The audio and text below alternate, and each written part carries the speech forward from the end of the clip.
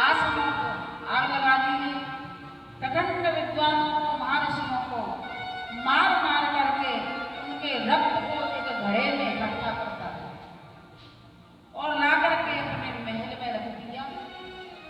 एक रात्रि में मंदोदरी को प्यास लगी और उसने उस रक्त को पानी समझ करके पी लिया। रावण ने पूछा वो रक्त कहाँ गया? मंदोदरी बोली स्वामी उस रक्त को तो मैंने पी लिया। अब क्या करें कि आपके दहाड़ से, गर्जना से तो अच्छे के गर्भ गिर जाते हैं। लगाइए दहाड़।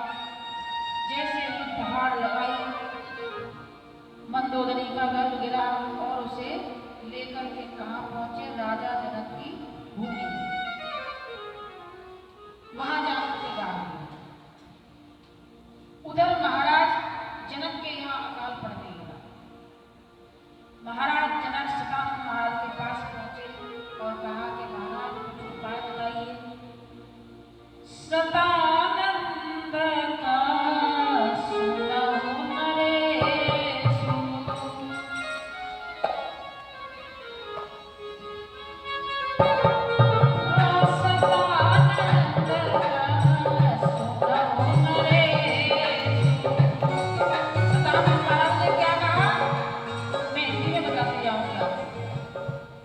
सतानंद ऋषि ने कहा हे राजा सुनो, हे उपाय जो मिटहि कलेश।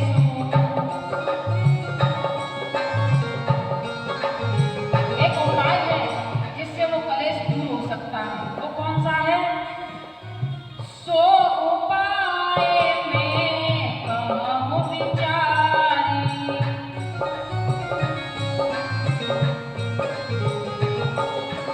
बिनु मथ पे घन बरसहि बारी।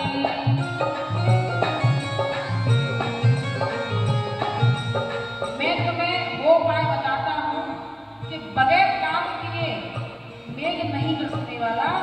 बिन मथ पे घन बरसहि बारी, दो मिल कराए भूमि हल कीजय। दोनों राजा रानी मिल करके भूमि पे हल चलाओ। दो मल भूमि करऊं हल कीजय,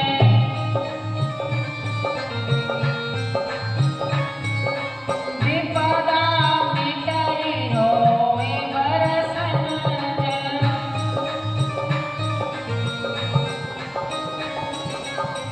मतलब दोनों सोने का हल लेकर के जब चलाओगे तुम्हारे राज्य में वर्षा होगी और तुम्हारे राज्य में हरियाली आ जाएगी।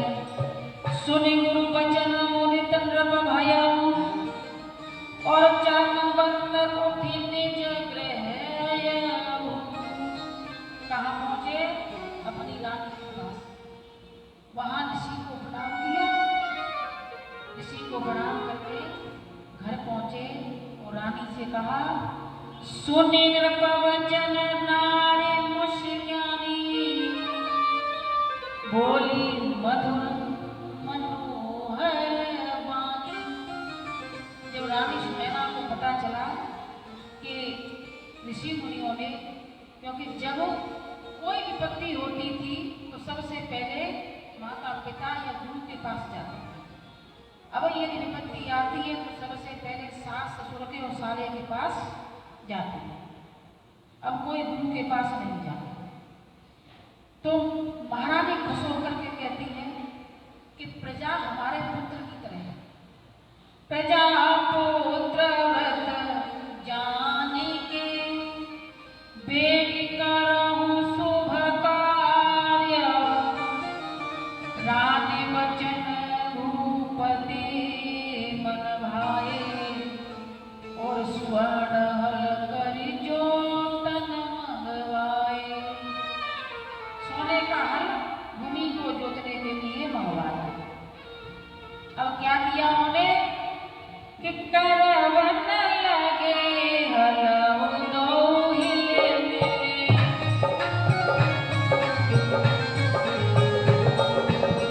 करवन लगे करस दो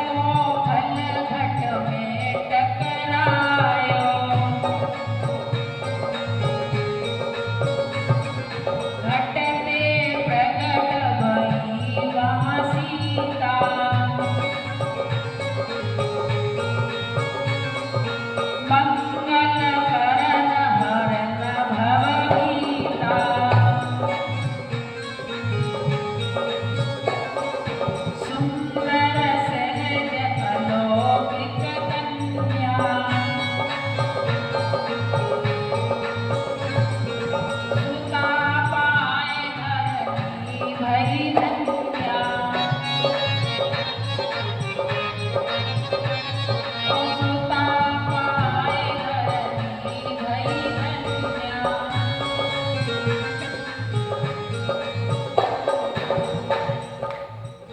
राजा जनक ने अपनी पत्नी के साथ सोने का हल लेकर के जब प्रश्न किया तो वह हल एक घट से टकराया और उस घट से टकराते ही भूमि देवी ने माँ सीता को सिंहासन पर बिठा करके उस घट को स्पर्श करा करके जैसे ही कन्या बाहर आई, राजा रानी की आंखों से आंसू गिरने लगे। आज जनक नंदिनी वो सुंदर स्वरूप है किशोरी जी का कि नैनों में अश्रुओं की धार बहती है। और उस नैनों की धार से क्या उनके मन में भाव आया। राजा जनक जी कहते हैं अपने भाव से दोनों पति पत्नी हाथ जोड़ के किशोरी जी के सामने हो गए और सामने खड़े होकर के उनके मन का भाव है वही हमारे मन का भाव है। क्या कहा, तुम्हें अपने दिल की बताऊं भी कैसे, तुम्हें अपने दिल की बताऊं भी कैसे,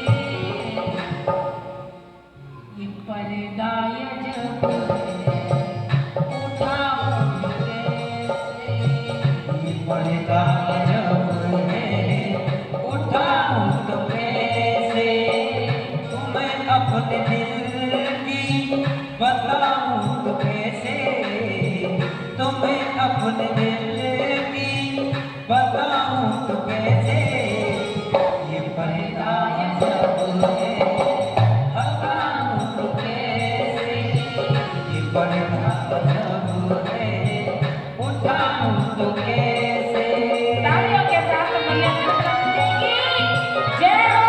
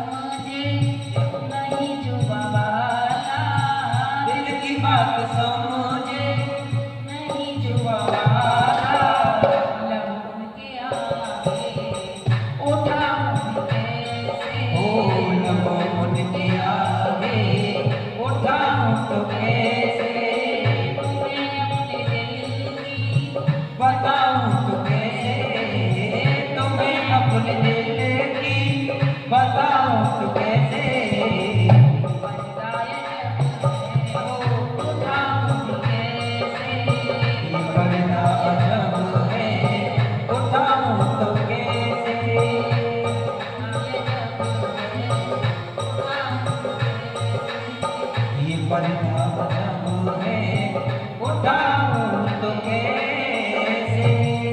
बोलो जनक नंदिनी मैया सीता की जय। माँ जानकी की जय। आवाज थोड़ी सी दम लाओ। मैया जनक नंदिनी की। अब आनंद आया कि नहीं आया? माँ भगवती का प्राकट्य हुआ। राजा जनक ने खुशी के मारे जानकी को गोद में लेकर के महलों में पहुंचे और भारी उत्सव मनाया, क्योंकि उनकी संतान नहीं थी। राजा जनक इक्ष्वाकु वंश के निमि वंश के राजा थे। निमि वंश में राजा जनक जैसे पार्षद होते हैं, वैसे जनक उपाधि होती है। तो शीरध्वज नाम है माता सीता के पिता, जो जनक है उनका नाम शीरध्वज है। इनके कुल में उन्होंने जन्म लिया। और निमि महाराज एक बार उन्होंने यज्ञ कराने के लिए गौतम ऋषि को निमंत्रण दिया, लेकिन गौतम ऋषि की बुद्धि तो दूसरी जगह हो गई। तो उन्होंने दूसरे ऋषि को बुलाकर के यज्ञ संपूर्ण कराया। तो गौतम ऋषि उनका मन खिन्न हो गया, श्राप दिया, विदेह हो जाओ, देह रहित हो जाओ। तो उन्होंने कहा हमारा श्राप आपको देना आता है, श्राप मैं भी दे सकता हूँ, लेकिन संत है, मैं आपको श्राप नहीं दूंगा। उन्होंने उनकी स्तुति की। तब ऋषि ने कहा कि चाहो तो मैं तुम्हें देह पुनः दे सकता हूँ। उन्होंने कहा नहीं महाराज, मेरी इसी देह का मंथन करिए।